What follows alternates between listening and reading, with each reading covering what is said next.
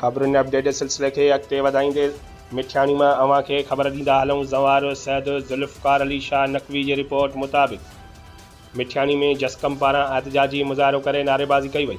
अगवा थियल मासूम नींगरी प्रिया कुमारी जी बाज़ियाबीअ लाइ जस्कम ज़िलई सदर फैसल मस्तोई, फारूक सिंधी, जमील सोलंगी, हबीब सूमरो ऐं अज़हर सोलंगी जी अॻवानीअ में GM सैद चौक ते एहतजाजी मुज़ाहिरो कयो वियो। मुज़ाहिरे जी अॻवानी कंदड़ कामरेड फैसल मस्तोई ख़िताब कंदे चयो त सिंध हुकूमत प्रिया कुमारीअ खे आज़ादु करण लाइ हिन वक़्त ताईं कखु भनी बीणो नाहे कयो ऐं प्रिया कुमारीअ जा जवाबदार बि ज़ाहिर थी चुका आहिनि। पोइ बि पुलिस इंतज़ामिया अलाए छो ख़ामोश तमाशाई बणियल आहे, जॾहिं त प्रिया कुमारी असां सभिनी जी न्याणी आहे ऐं हुन जे अगवा जो सभिनी सिंधियुनि खे वॾो सदमो पहुतल आहे।